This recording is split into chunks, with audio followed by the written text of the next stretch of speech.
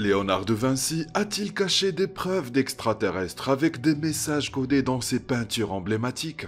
A-t-il reçu des connaissances d'une source extraterrestre avancée? Et où a-t-il disparu pendant 2 ans? Découvrons-le. Léonard de Vinci est souvent considéré comme l'un des plus grands génies de l'histoire de l'humanité. Il était un peintre profond, sculpteur, architecte, musicien, ingénieur, inventeur, anatomiste, géologue, cartographe, botaniste et écrivain. Son génie créatif et son esprit inventif ont laissé leur empreinte dans différents domaines d'études et d'art. De Vinci était un homme d'un calibre extraordinaire dans tout ce qu'il essayait, défiant presque les limites humaines telles que nous les connaissons, avec une imagination sans précédent dans l'histoire. Mais qu'est-ce qui a fait de lui un talent surnaturel? Y a-t-il une explication au grand nombre de controverses qui l'entourent? Pourquoi ces controverses se sont-elles formées? Utilisait-il une sorte de source surnaturelle pour son intellect et ses compétences? Da Vinci utilisait peut-être quelque chose de naturel qui nous est encore inconnu au XXIe siècle. Peut-être était-il en contact avec des extraterrestres. Commençons par l'une de ses toutes premières œuvres d'art. Un dessin de la Vierge Marie recevant les informations concernant sa grossesse surnaturelle d'un ange. Il s'avère que Leonardo n'a peint que l'ange sur la photo, tandis que le reste a été peint par son professeur et mentor Andrea del Verrocchio. Ce tableau, créé il y a plus de 600 ans, a été analysé récemment sous imagerie au rayon X. L'image a révélé que l'ange dans l'image, le seul élément peint par Léonard, était invisible au rayon X. Nous avons établi que Léonard était un expert dans la création de messages cachés, que nous décryptons en analysant une à une certaines de ses œuvres. Dans sa vie, si nous avançons rapidement jusqu'à l'époque où Léonard était un artiste renommé, célèbre dans toute l'Italie, ayant créé une variété d'images. Chaque message caché inconnu des gens de l'époque, et probablement des gens d'aujourd'hui. Nous découvrirons que quelque chose d'étrange s'est produit selon les archives historiques. Ce qui s'est passé, c'est que Léonard de Vinci a complètement disparu. Pendant 2 ans, entre 1476 et 1478, Léonard a disparu et aucune trace de son travail ou de sa présence n'a été retrouvée dans les récits historiques de la dite période. Ce qui est d'autant plus étrange et gênant que Léonard était un personnage très célèbre. Et les historiens de Florence ont enregistré les événements de l'Italie dans les moindres détails. Lorsque Leonardo est finalement revenu, son génie créatif était à un niveau complètement différent. À partir de 1479, lorsque les mentions de Léonard de Vinci sont retrouvées dans l'histoire à son retour, son travail prend une ascension fulgurante, passant de la seule peinture à des inventions très en avance sur leur temps. Des mécanismes d'ingénierie qui sont encore largement étudiés dans la conception de machines, l'étude de l'anatomie humaine et des représentations extrêmement détaillées des fonctions corporelles, de l'architecture et même des conceptions de cartes aériennes avec une très grande précision en termes de localisation et de détails. Et donc, qu'est-ce qu'il faisait? Il est communément théorisé qu'il était instruit, formé dans ses capacités à étudier la nature et tout ce qui pouvait être fait avec la nature. Peut-être était-il éduqué par des extraterrestres. Mais que se passerait-il si la formation commençait sans même qu'il le sache, conduisait à ce qu'il soit choisi pour cela? Considérons l'une des méthodes les plus courantes d'affichage et de création de conceptions et de modèles, la modélisation 3D. De tous ces personnages non humains et extraterrestres que vous voyez dans les films, aux conceptions et assemblages d'ingénierie 3D sophistiquée, ainsi que les structures architecturales développées via 3D, modélisation effectuée sur un ordinateur moyen. Et si vous deviez créer un modèle sans utiliser la technologie 3D, la supposition la plus proche serait de dessiner les modèles et les dessins à la main, ce qui demande de l'habilité et une compréhension et une application avide de la géométrie. Des compétences que Leonardo possédait certainement et qu'il utilisait dans ses créations.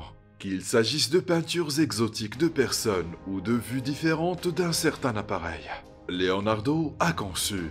Il convient de noter qu'il s'agit d'une coïncidence très commode que Da Vinci, un artiste qui s'est fait connaître en dessinant des peintures et en réalisant des sculptures pour le divertissement, se soit avéré être un inventeur qui utiliserait ses talents de dessinateur pour créer des plans extrêmement bien expliqués d'appareils qu'il avait inventés. Son application des compétences en dessin étant si avancée et approfondie que les ingénieurs civils et mécaniques modernes, ainsi que les architectes, suivent des cours avancés uniquement pour créer des plans illustratifs qui, après inspection, sont très similaires à ce que Léonard a fait avec ses propres techniques d'illustration. La connaissance de Léonard de l'arrêt du dessin et son application pour le développement de dessins techniques de ses inventions soulève le soupçon que Da Vinci aurait pu vraiment être choisi pour utiliser des dessins pour illustrer ses inventions, et sa carrière dans la peinture était simplement un moyen d'obtenir l'outil dont il avait besoin, ce qui lui a ouvert la voie pour publier toutes ses œuvres. C'est pourquoi cette vidéo est en cours de réalisation. Cela établit les bases sur la base desquelles les représentations exceptionnelles de robots humanoïdes de Leonardo ont été réalisées avec des muscles et des squelettes synthétiques, qui font encore l'objet de recherches dans certaines des installations les plus profondes du monde. Leonardo, comme précédemment établi, était un homme qui aimait cacher des messages dans son travail, car il cachait le fait que l'ange pouvait disparaître dans la peinture de la Vierge Marie. Il a également utilisé une technique d'écriture manuscrite appelée écriture miroir.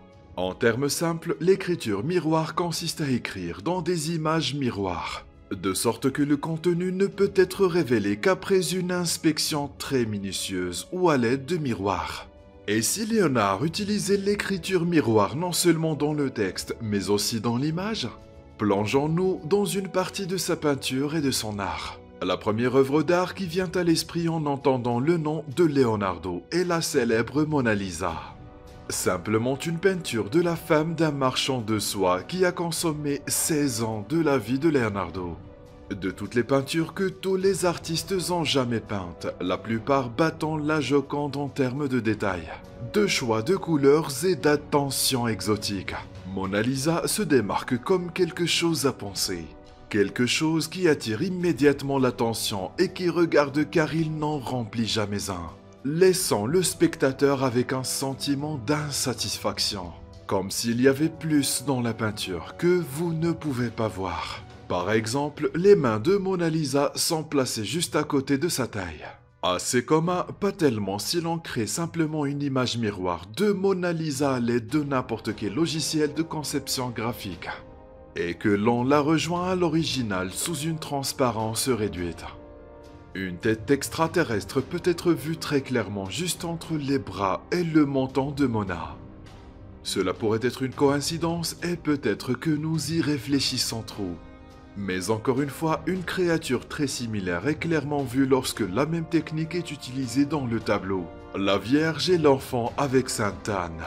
Et comme la main de Mona Lisa, l'image ne se forme que lorsque le miroir et l'original sont joints à l'emplacement de la main de la Vierge. Dans un autre tableau, la Vierge au rocher, les mains de la Vierge révèlent encore une fois une autre figure similaire. L'utilisation de la même technique avec The Last Supper révèle un certain nombre d'images différentes formées simplement par image miroir. Il convient également de mentionner qu'un certain nombre de peintures présentent des navettes spatiales dans le ciel. Les 2 années de la disparition de Leonardo pourraient l'avoir amené à voyager ou à être témoin d'un véritable véhicule spatial. Comme mentionné précédemment, le génie de Da Vinci ne se limitait pas à son art ou à ses peintures, mais s'étendait à ses inventions qui étaient non seulement des centaines d'années avant leur temps, mais utilisait également une application sophistiquée d'ingénierie totalement étrangère à la culture de la Renaissance. La robotique est un domaine de l'ingénierie qui est encore considéré comme très jeune actuellement. Les ingénieurs travaillent intensivement pour trouver des moyens de faire marcher un robot à pattes comme un animal ou une personne normale, même si nous n'avons pas eu beaucoup de chances de simuler des sauts ou des courses réalistes. Leonardo avait presque atteint ce que nous avons maintenant il y a des centaines d'années. en présentant un modèle grandeur nature d'un lion à propulsion mécanique, avec des membres et des articulations fonctionnelles. Vous avez peut-être remarqué que le jogging est moins épuisant que de marcher à la même vitesse que votre jogging. En effet, lorsque nous courons, nos muscles stockent l'énergie de chaque pas et l'utilisent pour alimenter le pas suivant. C'est pourquoi les tigres et les léopards ont beaucoup d'endurance et de vitesse.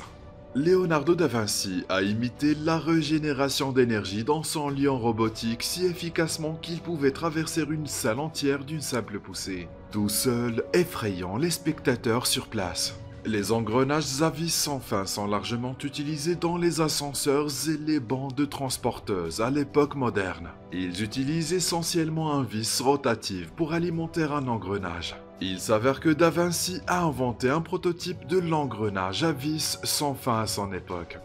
De même, les machines volantes de Leonardo sont à la base des hélicoptères et des avions à hélice modernes.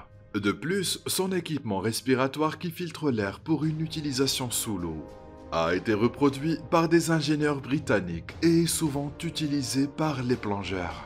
Même si Léonard était une figure très célèbre de la Renaissance, chacune de ces manifestations enregistrées dans les moindres détails par les historiens. Il n'y a presque aucune trace de sa vie personnelle, comment il a vécu, ce qu'il a aimé et ce qu'il a fait pour se divertir. Léonard lui-même n'a conservé aucune trace de sa vie personnelle, mais il a conservé un cas enregistré avec des détails extrêmement fins. Il s'avère que Leonardo n'a jamais été admis dans un établissement d'enseignement ou une académie parce que ses parents n'étaient pas mariés. Il a donc passé sa jeunesse à se promener dans la forêt.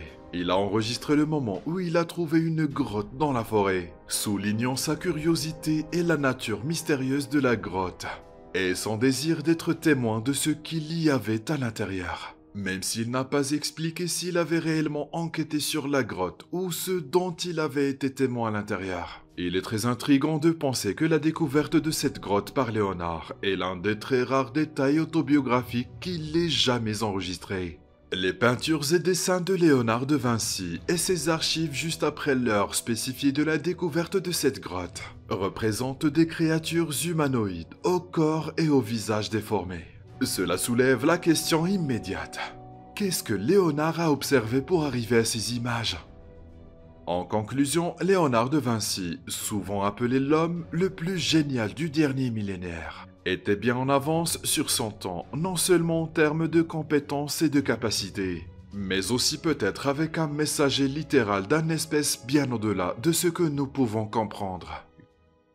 Quelles sont vos pensées? Laissez-nous un commentaire dans la section ci-dessous. N'oubliez pas de vous abonner, appuyez sur le bouton j'aime et la cloche de notification pour être informé du nouveau contenu.